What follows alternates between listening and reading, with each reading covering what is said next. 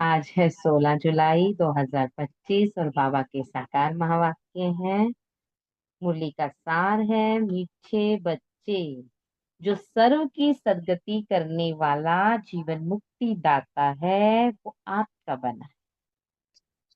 जो सर्व की सद्गति करने वाला जीवन मुक्ति दाता है वह आपका बना है। तुम उनकी संतान हो। कितना नशा रहना चाहिए। प्रश्न है आज का, किन बच्चों की बुद्धि में बाबा की याद निरंतर नहीं ठहर सकती? उत्तर है, जिन्हें पूरा पूरा निश्चय नहीं है, उनकी बुद्धि में बाप याद ठहर नहीं सकती। हमको कौन सिखला रहे हैं ये जानते नहीं तो याद किसको करेंगे? जो यथार्थ पहचान कर याद करते हैं उनके ही विकर्म विनाश होते हैं। बाप स्वयं ही आकर अपनी और अपने घर की यथार्थ पहचान देते हैं। जो बाबा को याद करते यथार्थ रूप जानकर, उनका रूप क्या है, उनका कर्तव्य क्या है, कहाँ से आए हैं, जो यथार्थ रूप जानकर परमात्मा को याद करते हैं निश्चय के साथ, उनको फिर निरंतर याद रहती है। ओम शांति। अब ओम शांति का अर्थ तो सदैव बच्चों को याद होगा। सारा दिन मुख से बोलते तो बाबा कहें इसका अर्थ तो सभी को याद होगा। हम आत्मा है, हमारा घर है निर्वाण धाम व मूल वतन। बाकी भक्ति मार्ग में मनुष्य जो भी पुरुषार्थ करते हैं उनका पता नहीं कहाँ जाना है। सुख किस में है, दुख किस में है, कुछ भी पता नहीं। यज्ञ तप ज्ञान पुण्य तीर्थ आदि करते सीढ़ी नीचे उतरते हो जाते हैं। यज्ञ भी कर रहे, तप भी कर रहे, दान भी पुण्य भी, फिर भी सीढ़ी नीचे उतर रहे।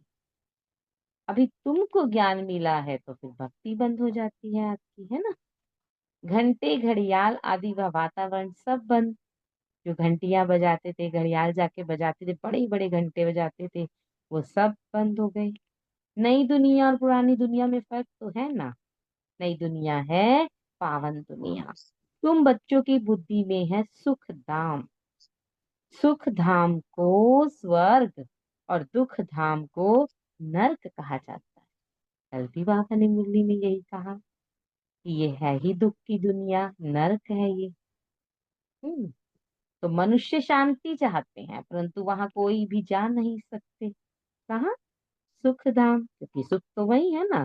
बाप कहते, मैं जब तक यहाँ भारत में ना आऊं तब तक मेरे सिवाय तुम बच्चे जा नहीं सकते। भारत में ही शिव जयंती गाई जाती है। निराकार जरूर साकार में आएगा ना। शरीर बिगर आत्मा कुछ कर सकती है क्या? शरीर बिगर तो आत्मा भटकती रहती है, दूसरे तन में भी प्रवेश कर लेती है। कोई अच्छे होते हैं, कोई चंचल होते हैं, एकदम तवाई बना देती। आत्मा को शरीर जरूर चाहिए। वैसे ही परमपिता परमात्मा को भी शरीर न हो तो भारत में आकर क्या करेंगे, है ना। बोलने के लिए मुख तो चाहिए। भारत ही अविनाशी खंड है, सतयुग में एक ही भारत खंड है और सब खंड विनाश हो जाते हैं, है ना। अमेरिका और जो देश हैं, खंड है, वहां तो कुछ भी ना रहे। वहां तो एक ही खंड है, एक ही धर्म है, एक ही राज्य है ना। भारत गाते हैं आदि सनातन देवी देवता धर्म था, ये लोग फिर सनातन हिंदू धर्म कह देते हैं। वास्तव में शुरू में कोई हिंदू नहीं, देवी देवता थे। यूरोप में रहने वाले अपने को क्रिश्चियन कहते हैं। यूरोपियन धर्म थोड़े ही कहेंगे, है ना। यूरोपियन थोड़े ही कहेंगे। फिर हिंदुस्तान में रहने वाले स्वयं को हिंदू क्यों कहते हैं, है ना। धर्म तो आदि सनातन देवी देवता धर्म, देवी देवताओं का धर्म, फिर हिंदू क्यों कहलाते? या हिंदुस्तान में रहने वाले हिंदू धर्म कह देते। जो दैवी धर्म श्रेष्ठ थे वही तो 84 जन्म में आते धर्म भ्रष्ट बन गए हैं। देवता धर्म के जो होंगे वही यहाँ आएंगे। अगर निश्चय नहीं तो समझो इस धर्म के ही नहीं है। आप किसी को बहुत समझाते हैं, उनको अभी भी निश्चय नहीं हो रहा, तो समझो बाबा कहे वो इस धर्म के नहीं है, फिर वहां जा नहीं सकते सुखदाम। भले यहाँ बैठे होंगे तो भी उनकी समझ में नहीं आए। वहां कोई प्रजा में कम पद पाने वाला होगा। चाहते सब सुख शांति हैं, वह तो होता है सतयुग में, है ना। यहाँ तो सुख शांति की मिल नहीं सकता। सब तो सुखधाम में जा नहीं सकते। सब धर्म अपने अपने समय पर आते हैं। अनेक धर्म हैं, झाड़ वृद्धि को पाता रहता है। मूल थुर है देवी देवता धर्म, है ना। मूल जो जड़ होती है, जहां से स्टार्टिंग होती है, वो है देवी देवता धर्म। फिर है तीन युग। स्वर्ग में तो यह हो ना सके। द्वापर से लेकर नए धर्म निकलते हैं। इनको वैरायटी ह्यूमन ट्री कहा जाता है। विराट रूप अलग है और ये वैरायटी धर्मों का झाड़ है। किस्म किस्म के मनुष्य है। तुम जानते हो कितने धर्म है। सत्युग आदि में एक ही धर्म था, नई दुनिया थी। बाहर वाले भी जानते हैं, भारत ही प्राचीन बहिष्ठ था। बहुत साहूकार था, इसलिए भारत को बहुत मान मिलता है। कोई साहूकार गरीब बनता है तो उस पर तरस खाते हैं। बेचारा भारत क्या हो पड़ा है। यह भी ड्रामा में पार्ट है। कहते भी हैं सबसे जास्ती रहम दिल ईश्वर ही है, और आते भी भारत में हैं। गरीबों पर जरूर साहूकार ही तो रहम करेंगे ना। तो वो तो साहूकारों का भी साहूकार है। बाप है बेहद का साहूकार, ऊंच से ऊंच बनाने वाला। तुम किसके बच्चे बने हो, वह भी नशा होना चाहिए। किसके बच्चे हैं, हर पल याद रहे परमात्मा मेरा साथी है। परम पिता परमात्मा शिव की हम संतान हैं, जिसको ही जीवन मुक्ति दाता सदगति दाता कहते हैं। जीवन मुक्ति पहले पहले सतयुग में होती है। यहाँ तो है जीवन बंध, है ना। यहाँ की जो संबंधी है वो बंधन है, और वहां संबंध होंगे। तो यहाँ जीवन बंधा है, बंद है। भक्ति मार्ग में पुकारते हैं, बाबा बंधन से छुड़ाओ। अभी तुम पुकार नहीं सकते। क्यों नहीं पुकार सकते? क्योंकि बाबा मिल गया है। पुकारा तो उसको जाता है ना जो थोड़ा दूर हो, कि आ जाओ मेरी बात सुनो। पर बाबा तो साथ है, हर पल हर समय। तुम जानते हो बाप जो ज्ञान का सागर है, वही वर्ल्ड की हिस्ट्री ज्योग्राफी का सार समझा रहे हैं। जिसको नॉलेज होगी वही तो समझाएगा। तो वो ज्ञान का सागर है, सारा ज्ञान है उसके पास। तो वो वर्ल्ड की हिस्ट्री, है ना, कौन आया कैसे आया, और ज्योग्राफी कहाँ कहाँ, है ना, क्या था, इस संसार का मैप सब समझाता है। ये तो खुद कहते हैं मैं भगवान नहीं हूँ। कौन, किसकी बात होती? ब्रह्म बाबा। वो खुद कहते, है ना, कि मैं नहीं कराता, कोई आकर करा जाता है। तुम्हें तो देह से न्यारा देह ही अभिमानी बनना। सारी दुनिया को, अपने शरीर को भी भूलना। Most important. दुनिया से तो वैराग लाना ही है? मरजीवा बनना है। शरीर से भी वैराग, मरजीवा, है ना। देखो एक डेड बॉडी पड़ी है, क्या मुंह है उसको अपनी डेड बॉडी से? आत्मा को, आत्मा तो निकल गई छोड़ के। इसी तरह से मरजीवा बनना है। हम्म कोई कितना भी हिलाए, माना मुझे मेरी स्थिति से हिलाए, पर नहीं हिलना, अचल रहना है। हिलाकर देखो डेड बॉडी को, हिलती है क्या? अपने शरीर को भी भूलना है, ये भगवान है नहीं। इसको कहते ही है बाप दादा। ब्रह्मा बाबा को क्या कहते? बाप और दादा। बाप है ऊंच से ऊंच, यह पतित पुराना तन है। महिमा सिर्फ एक की है, उनसे योग लगाना है, तभी तो पावन बनेंगे ना। ब्रह्मा बाबा तो एक बीच में चैनल है, लेकिन करना किसको याद है? शिव भगवान। नहीं तो कभी पावन बन नहीं सकेंगे, और पिछाड़ी में हिसाब किताब चुक चुक कर सजाएं खाकर चले जाएंगे। भक्ति मार्ग में हम सोहम का मंत्र सुनते आए हो। हम आत्मा सो परमपिता परमात्मा, सो हम आत्मा, यही रॉन्ग मंत्र परमात्मा से बेमुख कर देता है ना। कैसी समझने की बात है। अगर हम ही आत्मा सो परमात्मा है तो फिर परमात्मा को पुकारने की क्या जरूरत कि आओ हमें पतित से पावन बनाओ, है ना। फिर तो अपने से ही काम चला लेना चाहिए। बाप कहते हैं बच्चे, परमात्मा सो हम आत्मा कहना बिल्कुल रॉन्ग है। अभी तुम बच्चों को वर्णों का भी रहस्य समझ आ गया ना। हम सो ब्राह्मण हैं, फिर हम सो देवता बनने के लिए ही पुरुषार्थ करते हैं। ब्राह्मण तो बन गए, ब्रह्मा ने अपना बच्चा बना लिया। फिर हम सो ब्राह्मण देवता बन फिर क्षत्रिय वर्ण में आएंगे। राम सीता, पहले देवता माना श्री कृष्ण की राजधानी, है ना, और फिर विष्णुपुरी होगी और फिर क्षत्रिय बनेंगे। हम कैसे 84 जन्म लेते किस कुल में लेते हैं तुम अभी समझते हो हम ब्राह्मण हैं। बाबा तो ब्राह्मण नहीं है, तुम ही इन वर्णों में आते हो।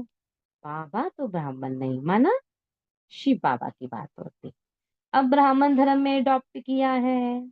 शिव बाबा द्वारा प्रजापिता ब्रह्मा की संतान बने हो। ये भी जानते हो निराकारी आत्माएं असली ईश्वरीय कुल की हैं। निराकारी दुनिया में रहने वाली है ना। हम सब कहाँ के रहने वाले हैं, कहाँ से आए हैं? निराकारी दुनिया से, परम धाम से। फिर साकारी दुनिया में आते हैं, है ना? परम धाम से फिर सारी आत्माएं पाठ बजाने इस धरती पर आती हैं। स्थूल वतन में पाठ बजाने तो आना ही पड़ता है। वहां से आए, फिर देवता कुल में 8 जन्म लिए, फिर हम क्षत्रिय कुल में, वैश्य कुल में जाते। बाप समझाते हैं तुमने इतने जन्म दैवी कुल में लिए, फिर इतने जन्म क्षत्रिय कुल में लिए। 84 जन्मों का चक्र है तुम्हारे बिगर। यह ज्ञान और कोई को मिल ही ना सके। जो इस धर्म के होंगे वही वहां यहाँ आएंगे। राजधानी स्थापन हो रही है, कोई राजा रानी कोई प्रजा बनेंगे। Suryavanshi Lakshmi Narayan the first, second, third गद्दी, यानी कि 8 गद्दियां चलती हैं। फिर क्षत्रिय धर्म में भी फर्स्ट सेकंड थर्ड ऐसे चलता है ना। कितनी गद्दी चलती क्षत्रिय धर्म की? 12 गद्दियां। ये सब बातें बाप समझाते हैं। ज्ञान का सागर जब आते हैं तो भक्ति खलास हो जाती। हो गई खलास। किनकी खलास होती है? जो बाबा के बनते हैं, बाबा पर निश्चय रखते हैं, है ना। रात खत्म तो दिन होता है, क्योंकि भक्ति है रात, है ना। रात में क्या करते हैं? ठोकर खाते हैं, अंधियारा होता है रात को से, है ना। अगर लाइट ना जलाएं तो कुछ दिखाई दे, क्योंकि नेचुरल लाइट नहीं है। तो फिर भक्ति में भी ठोकरे खाते, इसकी पूजा उसकी पूजा, यहाँ चढ़ाई करो वहां जाओ, कितना धक्के खाते बाबा कहे। तो अब उजियारा हो गया। वहां किसी भी प्रकार के धक्के नहीं होते, आराम ही आराम है, कोई हंगामा ही नहीं है। ये भी ड्रामा बना हुआ है। अच्छा, अभी बैठा मेडिटेशन किया, सभी ने हंगामा हुआ? शांति में बैठ के किया, है ना। कोई घंटी नहीं बजानी, कोई ढोल धमाके नहीं करने, लाउड स्पीकर डीजे कुछ भी नहीं। भक्ति कल्ट में ही बाप आते हैं।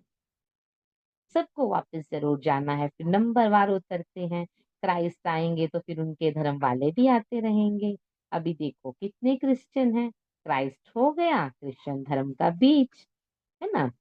बीज है क्रिश्चियन धर्म, क्राइस्ट है क्रिश्चियन धर्म का बीज।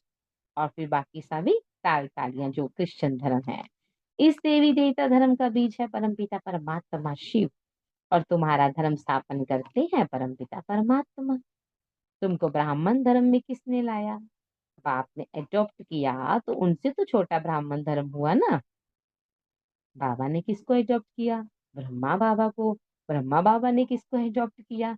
हम बच्चों को, तभी तो ब्राह्मण बने। तो धर्म की स्थापना किसने की? है ना, शिव बाबा ने। बाप ने एडॉप्ट किया तो उनसे छोटा ब्राह्मण धर्म हुआ। ब्राह्मणों की चोटी गाई जाती है, यह है निशानी चोटी।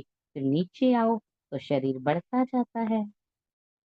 यह सब बातें बाप ही तो बैठ समझाते हैं। जो बाप कल्याणकारी है वही आकर भारत का कल्याण करते हैं, है ना। यहाँ से सभी को समझ आया। कि चोटी सबसे ऊपर होती है, माना सबसे ऊपर ब्राह्मण धर्म, सबसे पहले सर के ऊपर क्या आता है, बाल आते हैं। एक बालों की चोटी बना ले ब्राह्मण धर्म की, जैसे चोटी दिखाई गई है, तो सबसे पहले ब्राह्मण धर्म। फिर शरीर बढ़ता है, फेस, आंखें, इधर से फैलता जाता है ना शरीर, तो और धर्म आते गए। देवी देवता धर्म की स्थापना हुई, क्षत्रिय की हुई, फिर वैश्य, फिर शूद्र, नीचे की तरफ जाते जाएंगे, है ना। शरीर फैलता जाएगा। सबसे अधिक कल्याण तो तुम बच्चों का ही करते हैं। तुम क्या से क्या बन जाते हो, तुम अमरलोक के मालिक बन जाते हो। अभी तुम काम पर विजय पाते हो, वहां अकाले मृत्यु होती नहीं, मरने की तो बात ही नहीं है। बाकी चोला तो बदलेंगे ना, है ना। सतयुग में अकाले मृत्यु होते नहीं। जैसे सरप एक खाल उतार दूसरी लेते हैं, वहां यहाँ भी तुम यह खाल छोड़ नई दुनिया में नई खाल लेंगे, है ना। ये जो खाल है इस समय, इसको ऐसे छोड़ देंगे जैसे सरप छोड़ देता है इच्छा से। सत्यु को कहा जाता है गार्डन ऑफ फ्लावर्स।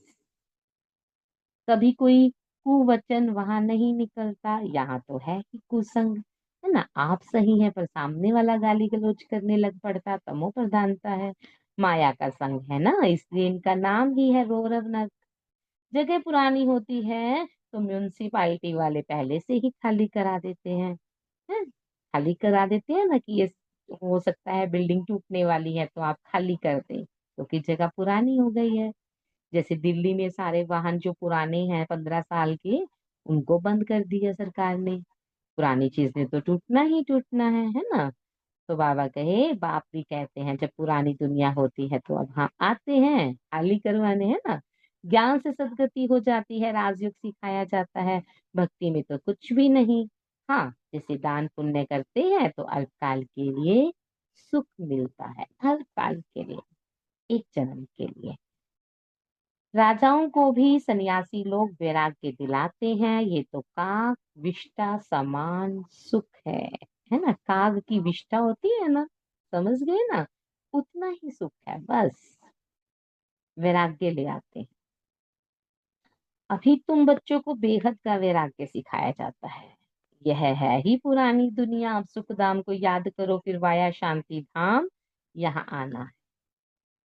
दिलवाड़ा मंदिर में हूबहू तुम्हारा इस समय का यादगार है ना। बहुत समय बाद बाबा ने याद किया दिलवाड़ा मंदिर।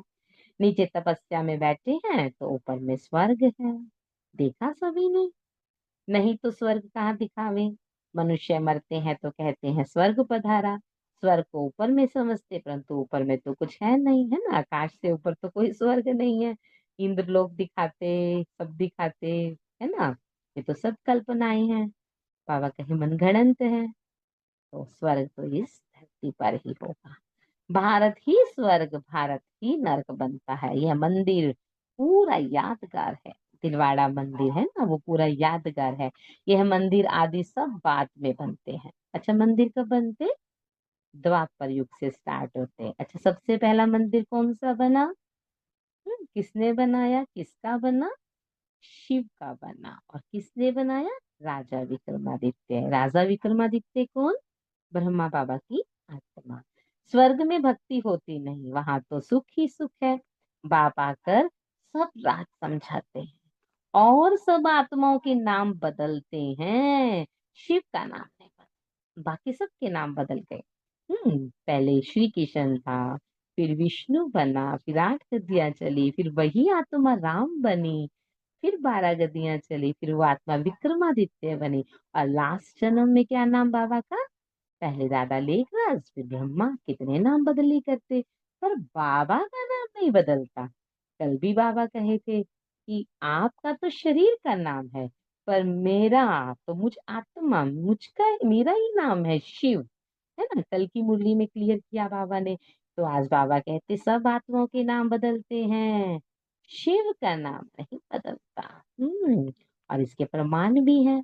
शास्त्रों को उठा लो, रामेश्वर है ना। शिव की पूजा करते दिखाया है सभी जगह पर। उनका अपना शरीर है नहीं।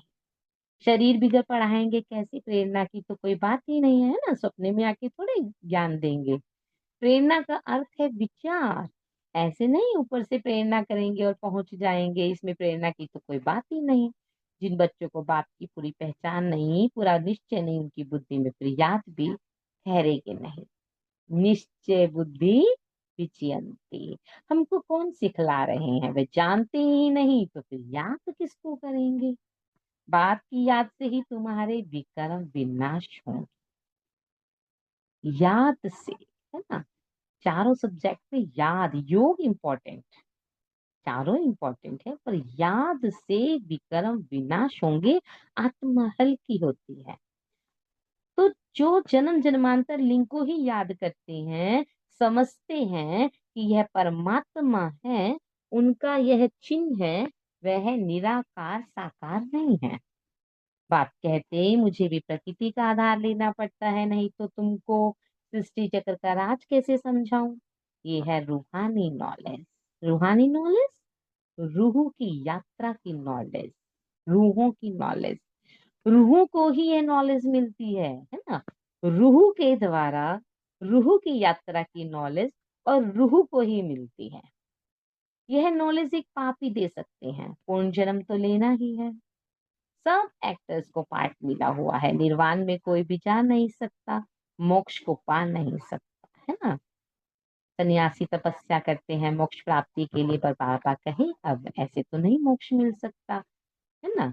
क्योंकि इस धरती पर पाठ बजाना ही बजाना पड़ेगा। जो नंबर वन विश्व के मालिक बनते हैं वही 84 जन्म में आते हैं, वो भी नहीं छूट सकते, वो भी 84 जन्म लेते हैं। चक्र जरूर लगाना है। मनुष्य समझते हैं मोक्ष मिलता है, कितने मत मतांतर हैं, हर एक की मत अलग है। वृद्धि को पाते ही रहते हैं, वापिस कोई भी जाते नहीं। बाप वृद्धि को पाते रहते हैं, समझा। अब जैसे क्राइस्ट आया, क्राइस्ट ने धर्म की स्थापना की, धर्म चला, है ना, आगे चलते रहे, क्रिश्चियन बन गए सब। परंतु क्या क्राइस्ट मोक्ष को प्राप्त हो गया? नहीं, उसको फिर जन्म लेना पड़े, है ना। तुम जन्म मरण से छूट नहीं सकते, एक साथ ही जाएंगे सभी। बाप ही 84 जन्मों की कहानी बताते तुम बच्चों को फिर पढ़ाना है। यह रूहानी नॉलेज तुम्हारे सिवाय और कोई दे ना सके, न शूद्र न देवताएं दे सकते हैं, है ना। क्योंकि हम ब्राह्मणों के पास ही ये नॉलेज है। सतयुग में दुर्गति होती नहीं जो नॉलेज मिले। यह नॉलेज है कि सदगति के लिए, है ना। क्योंकि अब जब चीज नहीं है तभी तो नॉलेज लेंगे कि एक चीज कैसे आए मेरे पास, तभी तो खरीदने जाएंगे कि कहाँ से मिलती है, कितने की मिलती है। अगर चीज हो तो क्यों आप नॉलेज गेन करो, उसके बारे में पूछो ही नहीं किसी से। अभी कुछ लेना होता है तो कितनी इंक्वायरीज निकालते हैं, तो वहां तो दुर्गति होती नहीं। दुर्गति अब यहाँ है तो सदगति की आवश्यकता है, तो फिर नॉलेज मिलती है। सदगति दाता लिबरेट गाइड एक ही है, सिर्फ वही नॉलेज दे सकता है, वही सदगति कर सकता है। सिवाय याद की यात्रा के कोई भी पवित्र बन ना सके। सजाएं जरूर खानी पड़ेंगी। कब? जब याद की यात्रा से पवित्र नहीं बनेंगे, तब सजाएं खानी पड़ेंगी। पद भी भ्रष्ट हो जाएगा। सबका हिसाब किताब चुकता तो होना है तुमको। तुम्हारी ही बात समझाते हैं, और धर्मों में जाने की क्या पड़ी। भारतवासियों को ही ये नॉलेज मिलती है। बाप भी भारत में आकर 3 धर्म स्थापन करते। कौन कौन से? ब्राह्मण धर्म, आदि सनातन देवी देवता धर्म, और तीसरा क्षत्रिय धर्म। अभी तुमको शुद्ध धर्म से निकालकर ऊंच कुल में ले जाते हैं, वे है नीच पतित कुल। अब पावन बनाने के लिए तुम ब्राह्मण निमित्त बनते हो। इनको रुद्र ज्ञान यज्ञ कहा जाता है। रुद्र शिव बाबा ने यज्ञ रचा है। इस बेहद के यज्ञ में सारी पुरानी दुनिया की आहुति पड़नी है, फिर नई दुनिया स्थापन हो जाएगी। पुरानी दुनिया खत्म होनी है।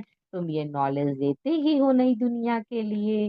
देवताओं की परछाई पुरानी दुनिया में नहीं पड़ती, परछाई भी नहीं पड़ती इस पुरानी दुनिया में, क्योंकि देवता पवित्र है तो पतित दुनिया में आ ना सके। तुम बच्चे जानते हो कि कल पहले जो आए होंगे वही आकर ये नॉलेज लेंगे। नंबरवार पुरुषार्थ अनुसार पढ़ाई पढ़ेंगे, है ना। मनुष्य यहाँ ही शांति चाहते हैं।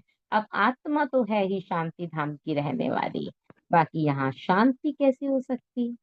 इस समय तो घर घर अशांति है। मानते हैं सब इस बात को? रावण राज्य है ना, सतयुग में बिल्कुल ही शांति का राज्य होता है। एक धर्म, एक भाषा होती है। अच्छा, याद कर लें बाबा से। चलिए, मीठे मीठे सी खिलते बच्चों प्रति माता पिता बाप दादा का याद प्यार, गुड मॉर्निंग। रूहानी बाप की रूहानी बच्चों को नमस्ते। हम सब रूहानी बच्चों की रूहानी बाप दादा को दिल व जान से, शिक और प्रेम से नमस्ते, गुड मॉर्निंग, शुक्रिया मीठे बाबा। तो आज की मुरली से क्या धारण करना? धारणा भी बहुत जरूरी है ना। धारणा के लिए मुख्य सार: इस पुरानी दुनिया से बेहद का वैरागी बन अपनी देह को भी भूल शांति धाम और सुख धाम को याद करना। निश्चय बुद्धि बन याद की यात्रा में रहना। निश्चय बाबा से कनेक्ट हो जाना, है ना, बाबा पर पूरा फुल निश्चय रखना और याद की यात्रा में रहना। बाबा कहे एक आंख में सुख धाम और एक में शांति धाम। माना स्वर्ग के सीन को विजुलाइज करते रहना। हम्म दिन भर बीच बीच में परमधाम आना जाना करना।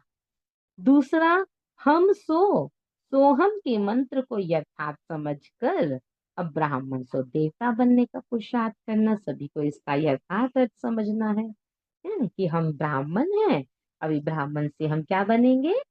फरिश्ते। और फरिश्तों से फिर देवता बनेंगे। वरदान है आज का: अंतर्मुखता के अभ्यास के द्वारा लौकिक भाषा को समझने वाले सदा सफलता संपन्न भव। अंतर्मुखता के अभ्यास के द्वारा अलौकिक भाषा को समझने वाले सदा सफलता भव। जब हम अंतर्मुख हो जाते हैं तो हमारी दृष्टि, रीति, कृति, देखने का नजरिया, माना भाषा ही चेंज हो जाती है। कब? जब हम अंतर्मुखी हो जाते हैं, आत्मा की तरफ फोकस होते हैं। जितना जितना आप बच्चे अंतर्मुखी स्वीट साइलेंस स्वरूप में स्थित होते जाएंगे, उतना नयनों की भाषा, है ना, रूहानियत आ जाएगी। भावना की भाषा, संकल्प की भाषा को सहज समझ पाएंगे। ये तीन प्रकार की भाषा कौन कौन सी? बाबा ने तीन भाषाएं बताई: नयनों की भाषा, भावना की भाषा और संकल्पों की भाषा। ये तीनों ही समझते जाएंगे। ये तीन प्रकार की भाषा रूहानी योगी जीवन की भाषा है। ये अलौकिक भाषाएं बहुत शक्तिशाली हैं। समय प्रमाण इन तीनों भाषाओं के द्वारा ही सहज सफलता होगी। इसलिए अब रूहानी भाषा के अभ्यासी बनो। स्लोगन है: आप इतने हल्के बन जाओ जो बाप आपको अपनी पलकों पर बिठाकर साथ ले जाएं। हल्के बन जाओ। हल्के कैसे बनेंगे? अभी बाबा ने बताया, याद से, है ना। अव्यक्त इशारे, संकल्पों की शक्ति जमा कर श्रेष्ठ सेवा के निमित्त बनो। ये संकल्प श्रेष्ठ इकट्ठे सुबह अमृत वेला। वर्तमान समय विश्व कल्याण करने का सहज साधन अपने श्रेष्ठ संकल्प की एकाग्रता है। इससे ही तो सर्वात्माओं की भटकती हुई बुद्धि को एकाग्र कर सकेंगे। पहले स्वयं होंगे तो दूसरों को भी कर पाएंगे। विश्व की सर्वात्माएं विशेष यही चाहना रखती हैं कि भटकी हुई बुद्धि एकाग्र हो जाए, मन चंचलता से एकाग्र हो जाए। इसके लिए एकाग्रता और सदा एक बाप दूसरा ना कोई, इसी समृद्धि से एक रस स्थिति में स्थित होने का विशेष पुरुषार्थ करना है। एक रस स्थिति हो, मन को एकाग्र करने का पुरुषार्थ करना है। आज की मुरली का सार मीठे बच्चे। पूरी मुरली का क्या निचोड़ निकला, क्या सार है? जो सर्व की सदगति करने वाला जीवन मुक्ति दाता है, वो आपका बाप बना है। तो जो सबकी सदगति करता है, आपकी नहीं करेगा? जीवन मुक्त। तुम उनकी संतान हो। कितना नशा रहना चाहिए, कितना नशा रहना चाहिए, भगवान मेरा साथी है। ओम शांति सभी को।